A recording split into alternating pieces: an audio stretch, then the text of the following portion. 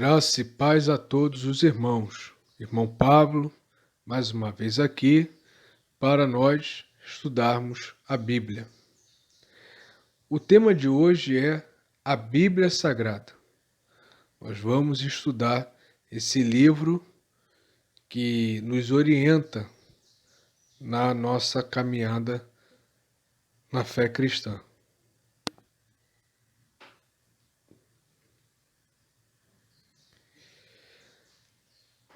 Então, hoje o estudo é a Bíblia Sagrada, também chamada de Sagradas Escrituras e também de Palavras de Deus. Palavra de Deus porque nós cremos que a Bíblia Sagrada é a revelação de Deus para a humanidade. Na Bíblia Sagrada também tem as palavras que Deus proferiu ao seu povo. Tem também a vida e os ensinamentos de Jesus Cristo, que para nós é o próprio Deus, Deus encarnado. Por isso chamamos a Bíblia de Palavras de Deus.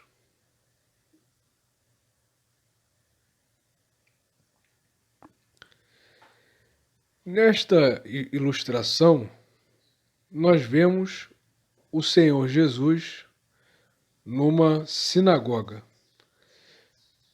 Jesus Cristo, ele entrava em sinagogas, ele entrava no templo para ensinar. Nós vemos este fato em várias partes dos evangelhos. E neste evento que está apresentado em Lucas capítulo 4, versículo 14 ao 30, recomendo você ler, Jesus ele entra na sinagoga e ele lê uma passagem de Isaías. Então nós vemos que Jesus ele lia, ele teve acesso à Bíblia no seu tempo. Evidentemente que ele não teve acesso ao Novo Testamento, porque o Novo Testamento foi produzido após a sua morte. Mas ele leu, por exemplo, Isaías, capítulo 61. Nesse texto, ele lê a profecia proferida por Isaías, pelo profeta Isaías, e ele diz que já tinha chegado o cumprimento da profecia.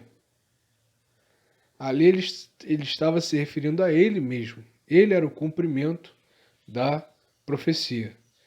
Então, os judeus esperavam o Messias, que significa o ungido de Deus. Os judeus esperavam um novo tempo, e o novo tempo tinha chegado na pessoa de Jesus. Então, Jesus também leu a Bíblia Sagrada, leu o Antigo Testamento.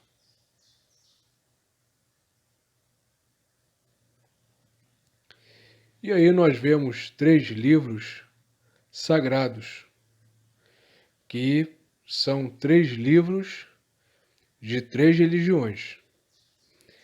Então, no mundo, nós temos religiões que possuem seus livros sagrados. Não são todas as religiões. Existem religiões que não possuem um livro sagrado.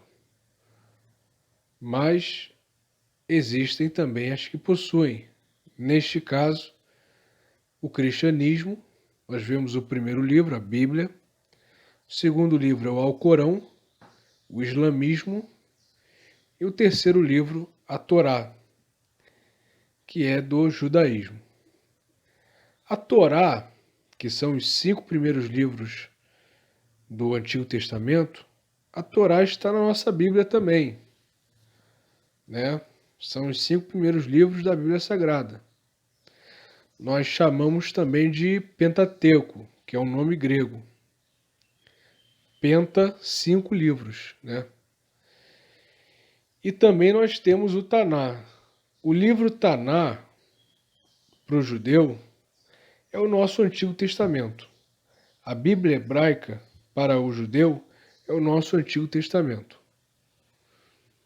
Então, nós vemos que existem religiões que possuem seus livros sagrados. A nossa, a fé cristã, o cristianismo, possui como livro sagrado a Bíblia.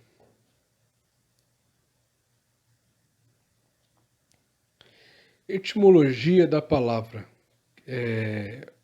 O estudo da origem da palavra.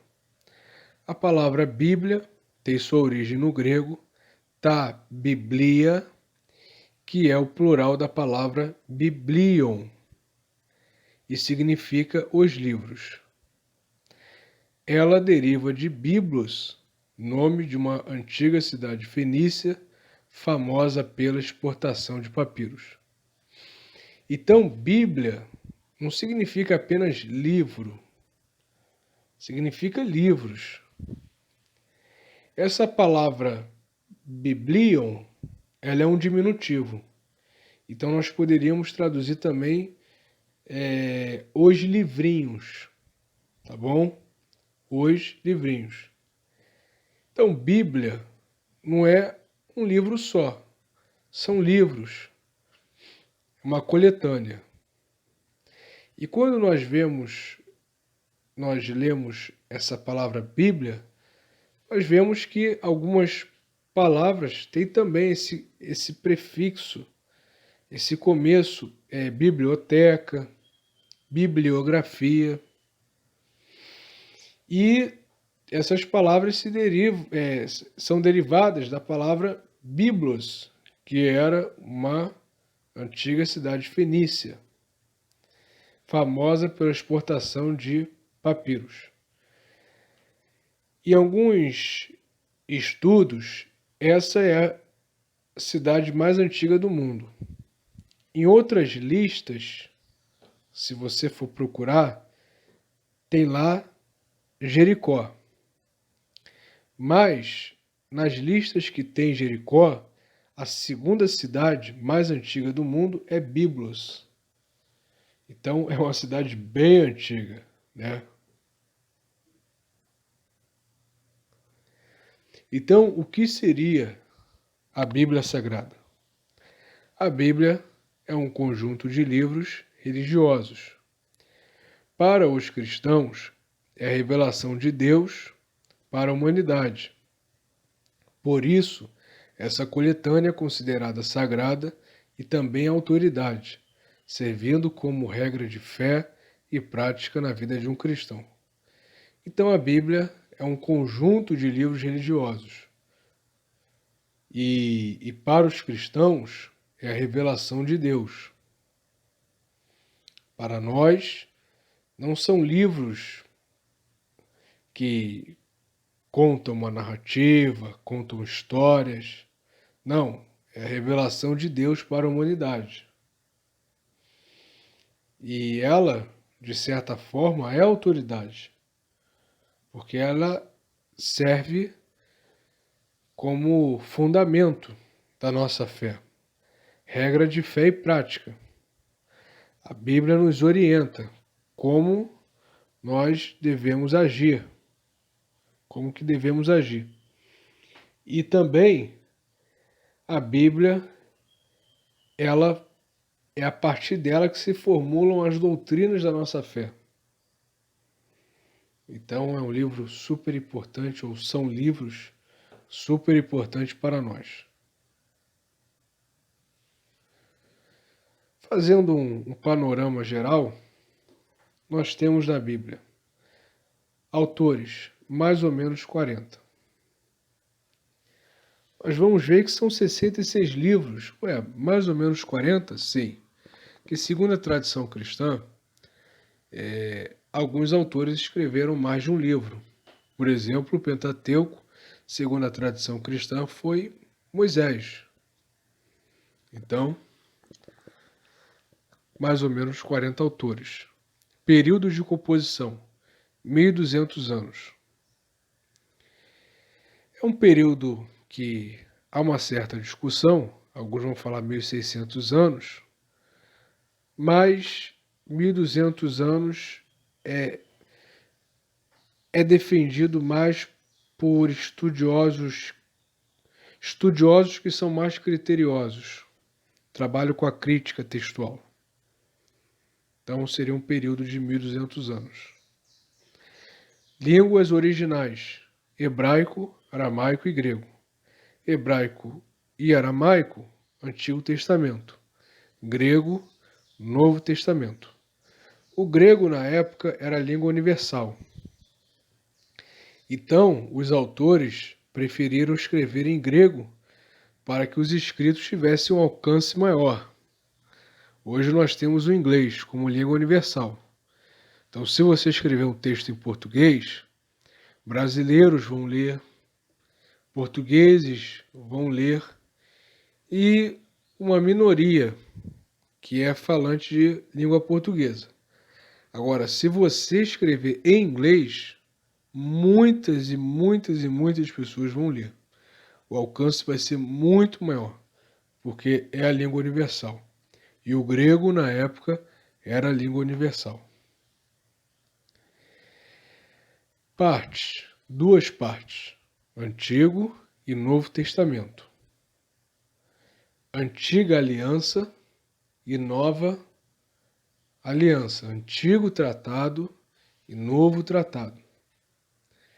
Quantidade de livros, 66, 39 no Antigo Testamento e 27 no Novo Testamento.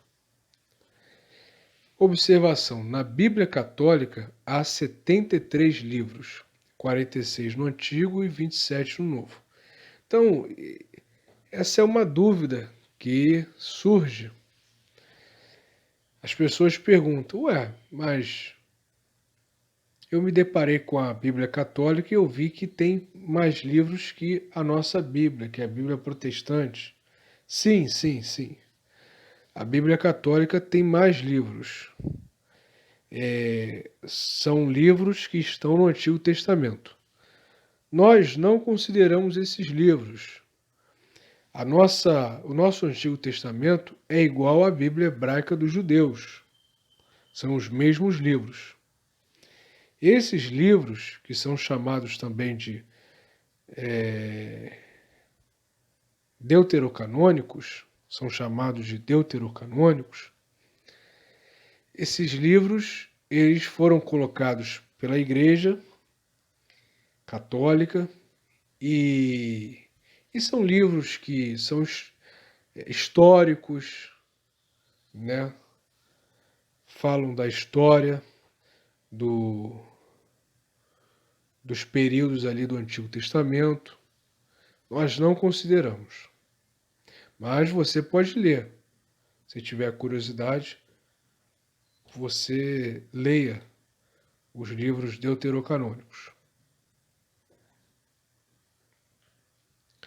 Divisão no Antigo Testamento. Então nós temos a divisão da Bíblia em categorias. Então no Antigo Testamento temos Pentateuco, que são os 5 primeiros livros da Bíblia, Penta, 5.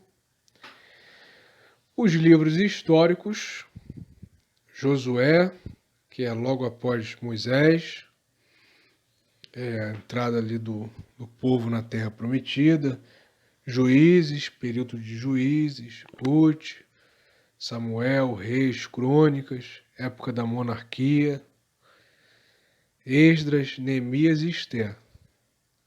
Temos também os poéticos, também chamados de sapienciais, Jó, Salmos, Provérbios, Eclesiastes e Cantares.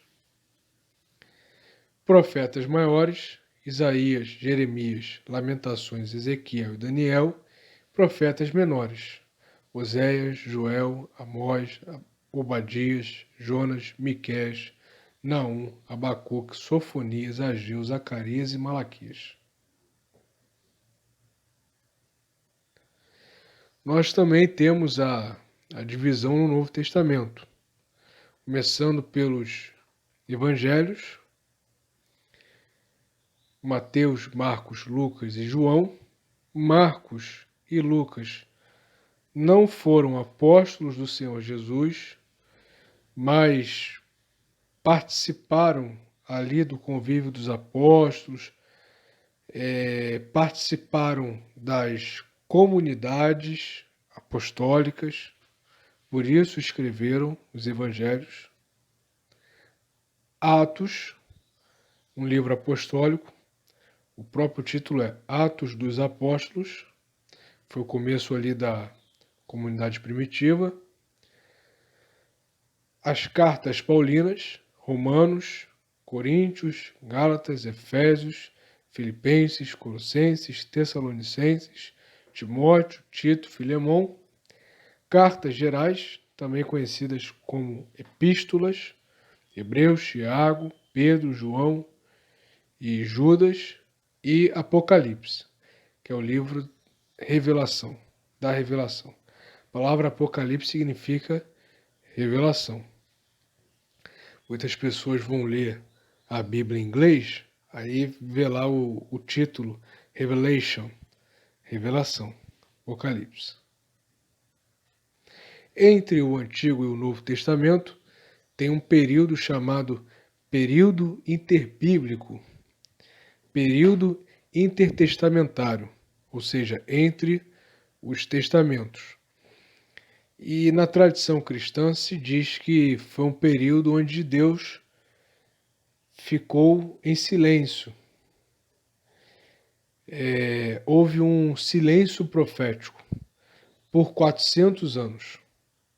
Então, durante 400 anos, Deus não falou. Deus voltaria a falar através da pregação de João Batista, anunciando a vinda de Jesus, preparando o caminho de Jesus, que seria o Cristo.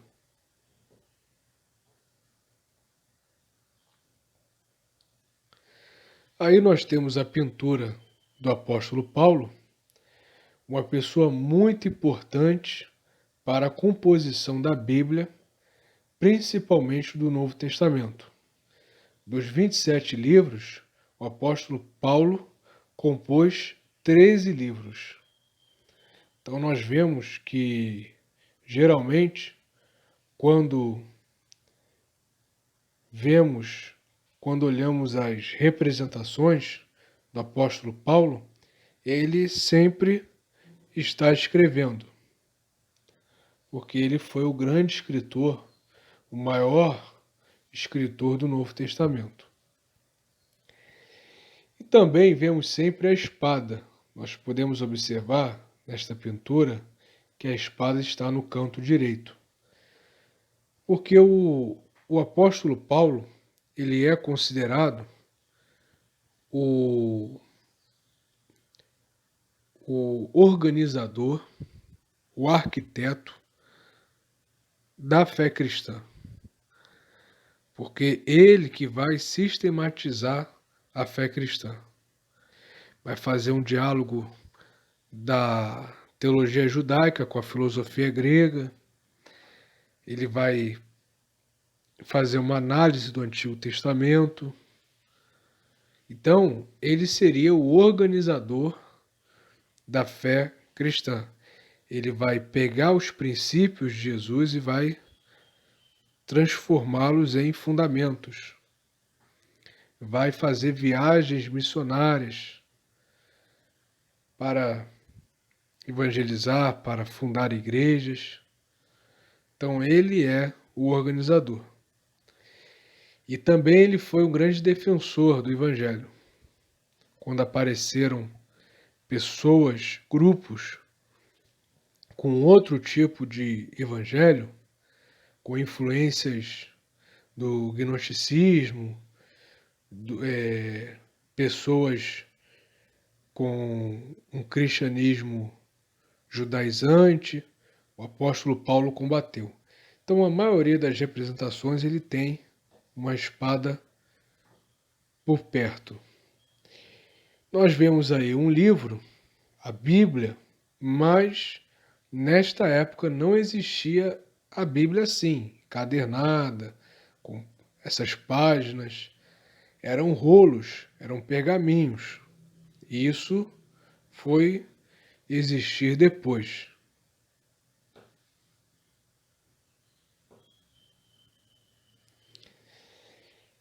Nesse slide nós vemos como, na primeira foto, como eram os manuscritos.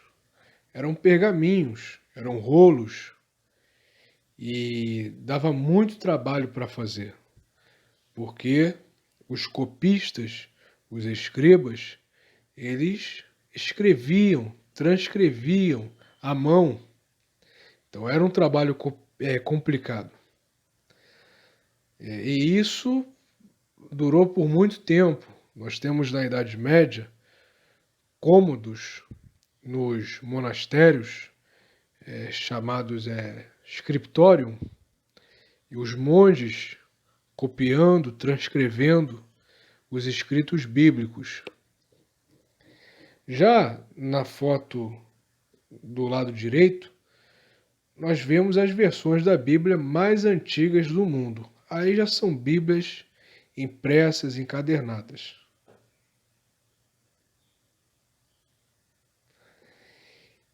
Quem lançou a impressão foi esse sujeito chamado Gutenberg. Ele foi muito importante para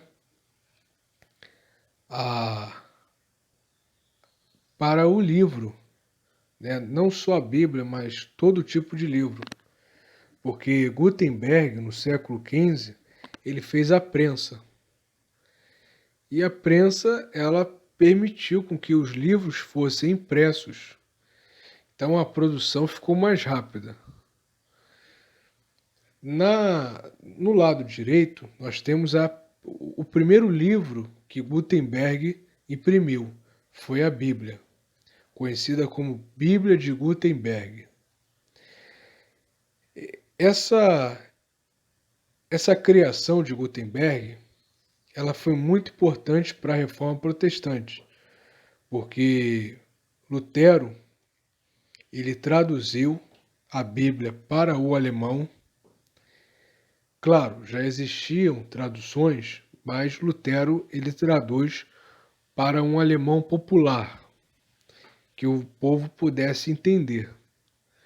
E por causa da prensa, da impressão, a Bíblia foi impressa e foi sendo acessível ao povo. Antes de Gutenberg, parece que um chinês inventou a prensa, um tipo de prensa, lá no século XI. Mas não se popularizou. Foi no Oriente, né, na Ásia. A prensa, a impressão conhecida e que proporcionou a impressão dos livros no Ocidente é a de Gutenberg.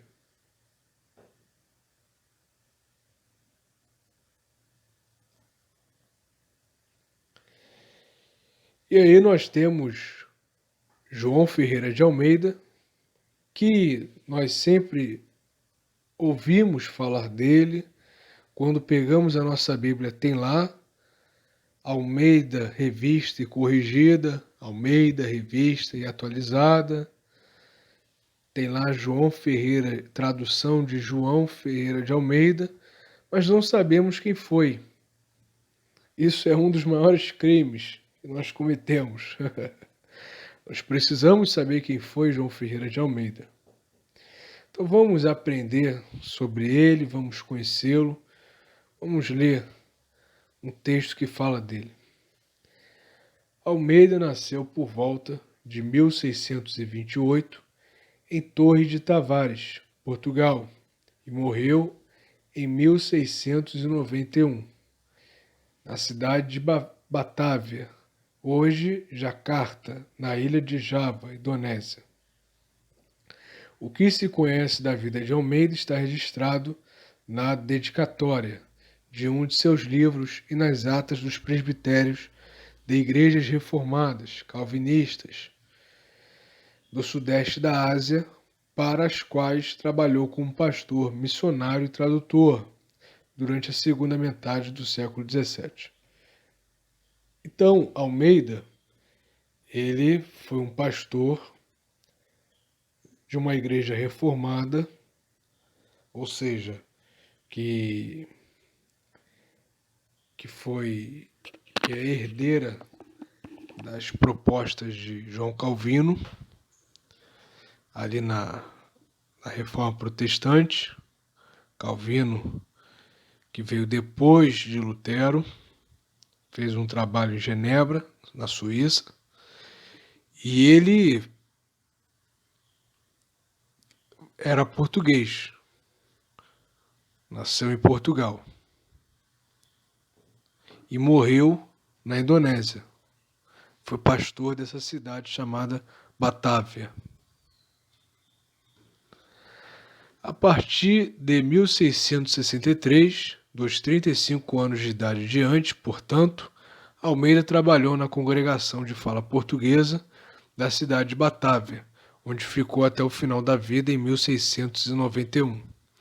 Nesta nova fase, teve uma intensa atividade como pastor. Ao mesmo tempo, retomou o trabalho de tradução da Bíblia iniciado na juventude. Em 1676, Almeida comunicou ao presbitério que o Novo Testamento estava pronto. Então, Almeida, quando ele era jovem, quando ele tinha 16 anos, ele fez a tradução da Bíblia do espanhol para o português. Ele realizou essa tradução. Vamos lá. Escolhidos os revisores, o trabalho começou e foi sendo desenvolvido vagarosamente. Houve um embate por causa de erros na tradução, mas em 1681, a primeira edição do Novo Testamento de Almeida finalmente saiu da gráfica. A impressão foi feita em Amsterdã, na Holanda, na tipografia da viúva Zomeren. O título era este: O Novo Testamento, isto é, o novo concerto de nosso fiel Senhor e Redentor, Redemptor, Iesu Cristo, traduzido na língua portuguesa. Nós vemos algumas palavras diferentes, mas é porque era da gramática antiga, da língua portuguesa. Então, ele teve um forte embate com os revisores, porque o trabalho dele tinha erros. A tradução dele tinha erros. Mas isso não invalida o trabalho de Almeida. Nós temos que saber o seguinte, que a época dele, ele não tinha muita facilidade, não tinha acesso à informação. Hoje é muito fácil você ter acesso à informação, você traduzir um livro, você publicar. Nós vimos que antigamente eram pergaminhos, papiros, rolos, e depois, com a prensa de Gutenberg, que as publicações foram sendo impressas, encadernadas. Então, Almeida também estava numa época muito difícil. Então, o trabalho dele foi um trabalho extraordinário. Por causa de embates com o governo e erros na tradução e revisão, as autoridades holandesas determinaram que fossem destruídos os volumes. Pediram também que se começasse o mais rápido possível uma nova e cuidadosa revisão do texto. Apesar das ordens recebidas da Holanda, nem todos os exemplares recebidos na Batávia foram destruídos. Alguns deles foram corrigidos à mão e enviados às congregações da região. Alguns exemplares dessa edição corrigida foram preservados. Isto se deu em 1683. Logo em seguida, começou o trabalho de revisão e correção do Novo Testamento, que durou 10 longos anos. O trabalho de revisão e correção do Novo Testamento durou 10 anos. Somente após a morte de Almeida, em 1693, é que essa segunda edição foi impressa, na própria Batávia, onde também foi distribuída. A terceira edição viria a ser publicada em 1712. Então Almeida não chegou nem a ver a segunda edição de sua tradução. Chegou a morrer antes, né? Enquanto progredia a revisão do Novo Testamento, Almeida começou a traduzir o Antigo Testamento. Em 1683, ele completou a tradução do Pentateuco. Iniciou-se então a revisão desse texto e a situação que havia acontecido na época da revisão do Novo Testamento, com muita demora e discussão, acabou se repetindo.